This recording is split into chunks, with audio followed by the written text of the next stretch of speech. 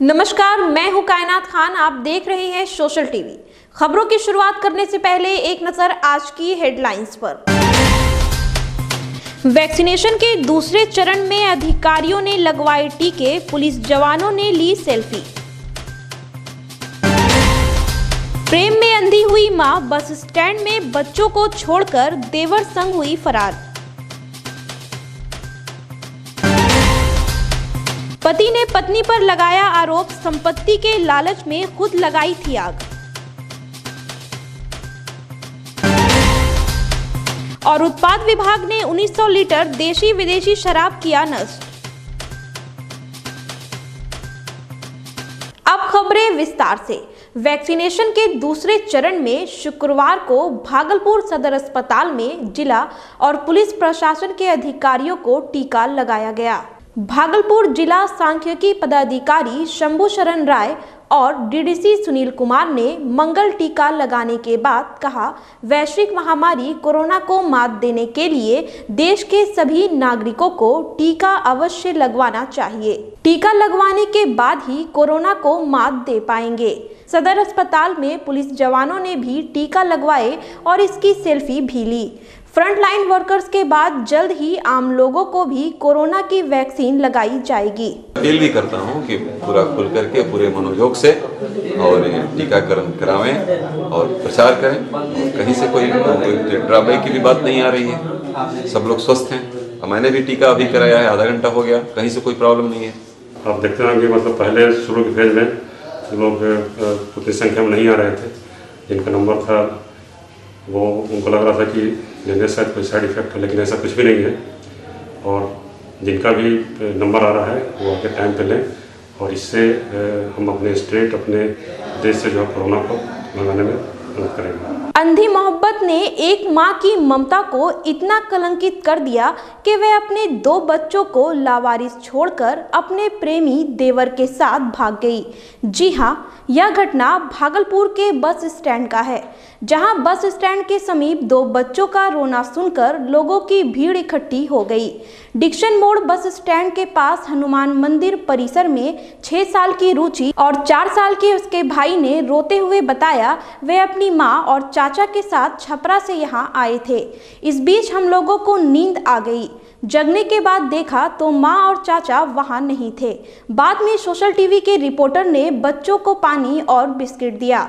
बच्चों ने जब आप बीती सुनाई तो वहां मौजूद लोगों का दिल पसीज गया। इसके बाद जिला प्रशासन की पहल से बच्चों को चाइल्ड लाइन के हवाले कर दिया गया।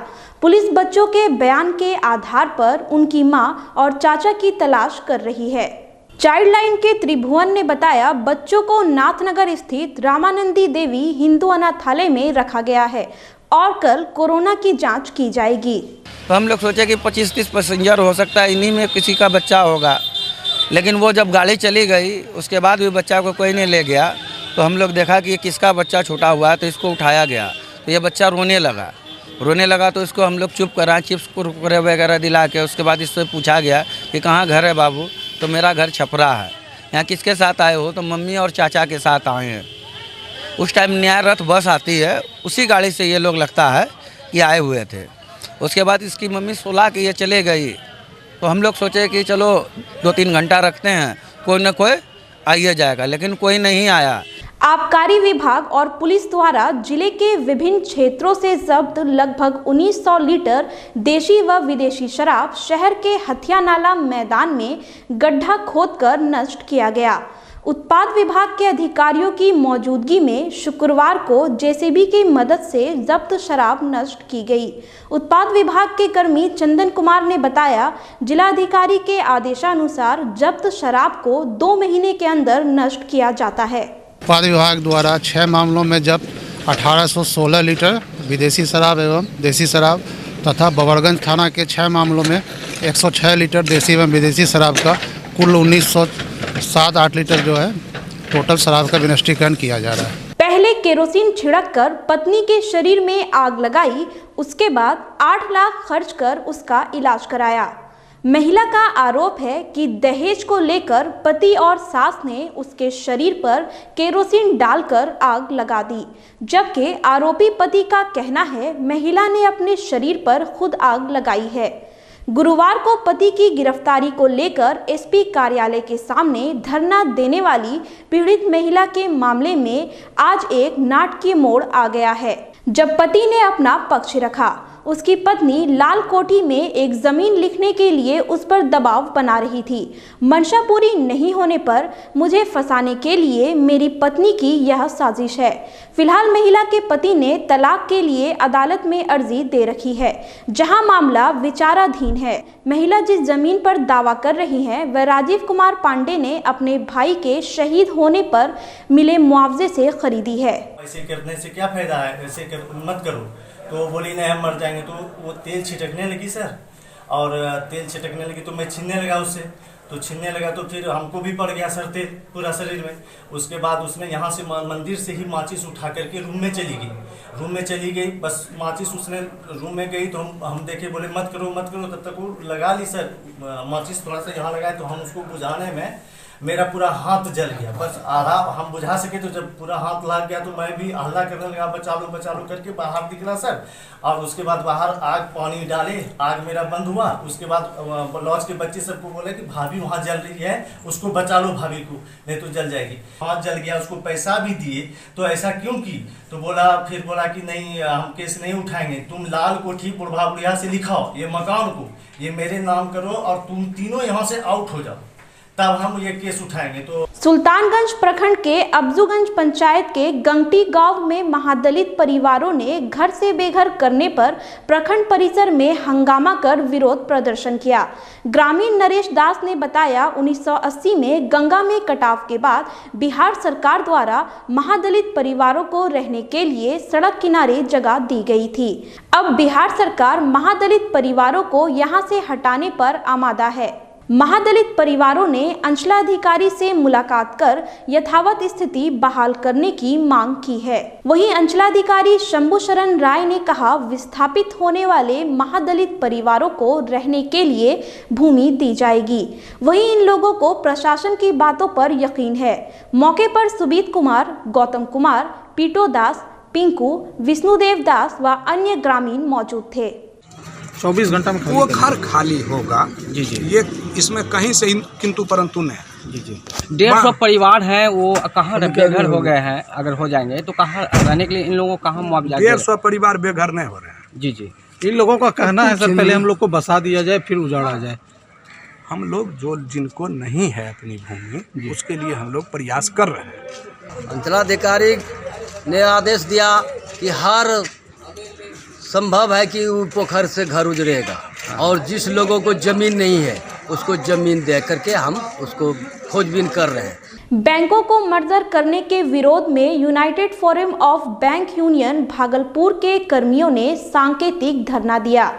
AIBOC के जिला उपाध्यक्ष संजय कुमार लठ ने बताया, केंद्र सरकार की घोषणा के बाद बैंक कर्मियों में आक्रोश है, जिसके विरोध में 12 बैंकों के कर्मियों ने विरोध दर्ज कराया है।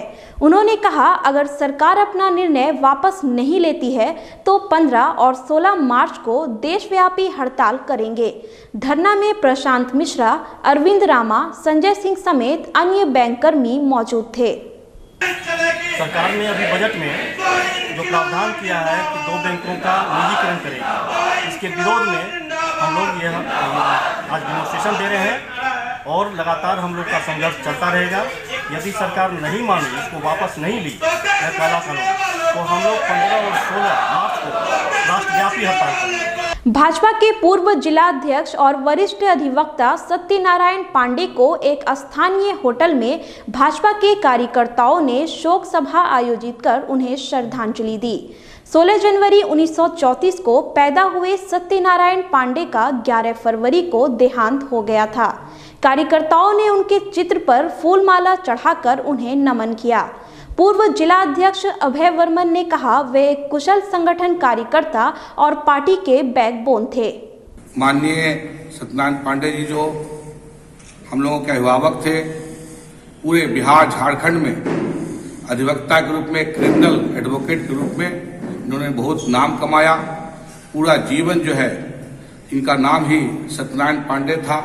जिस दिन इनका जन्म हुआ उस दिन इनकी माँ जो है, इनके घर में सत्यनारायण का पूजा हो रहा था, तो माता पिता ने इनका नाम सत्यनारायण रखा। नाथनगर स्थित रामपितेश्वर धाम में 21 फरवरी से 27 फरवरी तक होने वाले श्री श्री 1008 श्री विष्णु महायज्ञ के पूर्व भव्य कलश शोभा यात्रा निकाली गई। शुक्रवार को रामप्रीत शरण जी महाराज उर्फ प्रकाश बाबा की अध्यक्षता में 50 घोड़े, बैंड बाजा और कांवर के साथ कलश शोभा यात्रा निकाली गई। शोभा यात्रा में हजारों की संख्या में महिलाएं माथे पर कलश लेकर रामपितेश्वर धाम से नूरपुर रेलवे फाटक, Subhash park, CTS road, Narga होते हुए राशिदपुर घाट से जल भरकर रामपितेश्वर धाम पहुंची।